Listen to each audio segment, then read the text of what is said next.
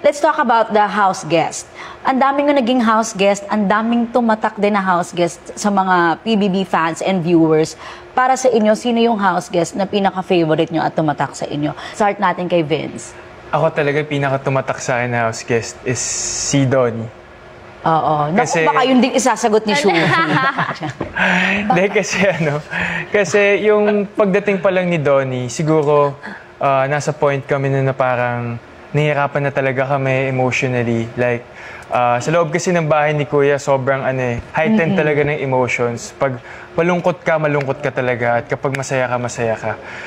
Siguro, nung time na yun, parang kakatapos lang ng Mother's Day. Oo. So parang kami namimiss talaga namin yung family namin. At siguro yung pagdating ni Donnie, grabe lang yung dinala niya sa amin, sa aming mga housemates.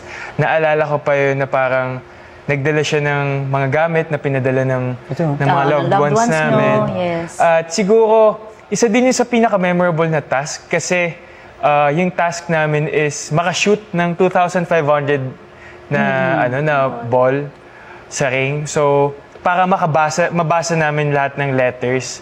Parang dun ko din nakita yung gusto naming pagtulungan yung task. Kasi alam namin sa isa't isa na importante yun. At saka, siguro hindi lang tulungan, bigayan. Kasi, yun nga, sila Josh yung nag-lead na naalala ko, na parang sila Josh, na-manage talaga nila na maayos kung sino yung gustong mauna, kung sino yung gustong paraya. Kaya, para sa akin, isa talagang memorable yun kasi parang na-boost yung namin, yung confidence namin na para ituloy pa yung laban sa loob ng bahay ni Kuya. How about you, Josh? Ako, ang hirap. Hindi ako makapili ba? Ang hirap po talaga. Hindi naman siguro hindi daw sasama loob nila. It's so hard kasi lahat po talaga sila, lahat ng mga made an impact, house guests, made an impact po talaga. And ako, personally, I got attached to everybody. Kaya hindi po talaga ako makapili. Kasi iba-iba po yung mga bond ko sa kanila. Katulad na kay Ate Gabby, I was able to open up to her about the stuff that happened with my life. Sa mga nangyari, sa accident ko po. With Ate Ivana, about my dad. With Jisoo, yung life namin sa ibang bansa. Parang iba-iba po talaga yung mga band namin. Kay Donnie, basketball. So, ang hirap po talaga mamili. Kaya, all of the above. Ako talaga po talaga, all of the above. Parang naging tunay na housemate na po talaga sila. And yung bond po nila sa amin, hindi po na iba nung lumabas na ako.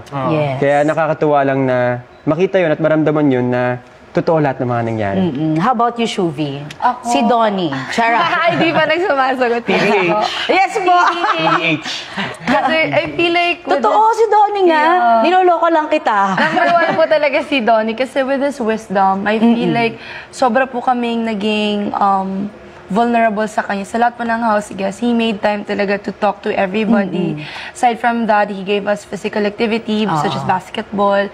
And siya din nagpadala ng game night. Siya din nagpadala ng mga letter and like stuffs from our love. So, ang dami niyang naibigay. And during that time, we were really sensitive na din sa emotions namin. So, parang he brought so much joy. Pero hindi lang dahil crush mo siya at TDA siya. Ayun na din yun. Okay. Oo. Hindi siguro unexpected kasi yun for kasi you, crush ko po talaga siya ever since college pa ako. Yes.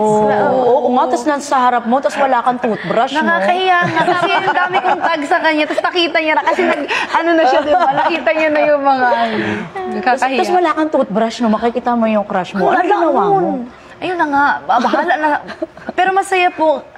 Masaya pala to kasi pwede namin i-rewatch yung memories namin na gano'n. Hindi ko din alam na gano'n pala yung nangyayari yung time na yun.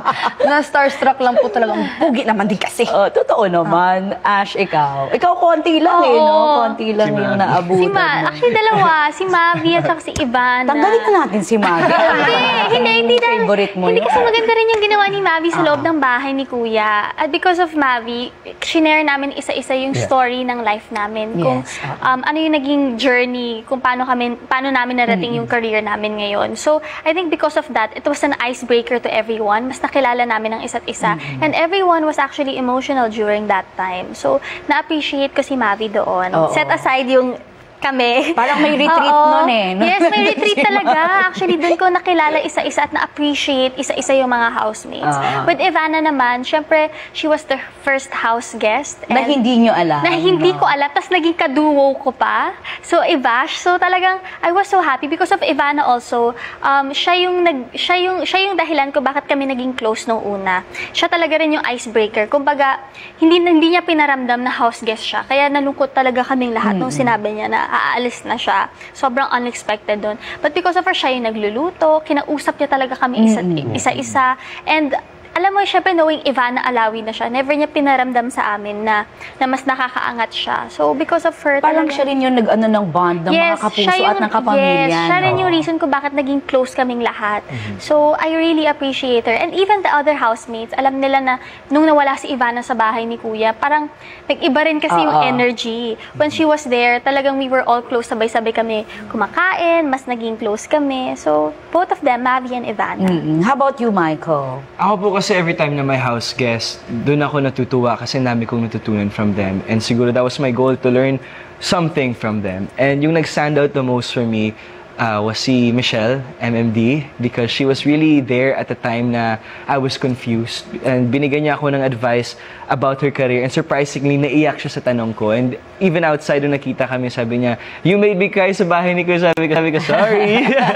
But because of that, I really brought it along with me. Not just my journey sa bahay, but until now, it's something I live by. She told me kasi na if you can support yourself and stand by if you were someone else and you can stand by them knowing na wala siyang inaapakan, ginagawa niya yung mabuti para for the good, for the better, then stay the way you are. And when she said that, doon na nagbago yung ano ko na I'm not gonna adjust just to be safe. I'm gonna make sure that I will adjust to be better as a housemate, but also to be a better person, but I won't change who I am. And of course, nandun din po yung Beanie Joanna and Beanie Stacy. Ay, Sila nako, yung, oo naman. grabe, yung unexpected. Kasi of course, Beanie na yun, nung pumasok sila, lahat kami na starstruck kung kahit papaano. Kasi sabi ko, oh my God, nasa bahay na sila. So, the whole week may standy lang until the day na nakita na namin yung mukha nila, na nakaka-starstruck. And that time, hindi kami nakakapagsalita. So, nakatitig lang sa kanila. Sabi ko, wow! But Yun I yung didn't bawal know. magsalita. Oo po. So parang kami ni Emilio nun, pigil na kasi gusto namin makilala. And at least, hindi man nakiksalita nun, we got to know them outside din. Oh, okay. Kasi, syempre, bawat eviction, lahat kayo naranasan yun, di ba? Mixed emotions yung nararamdaman ng fans. Marami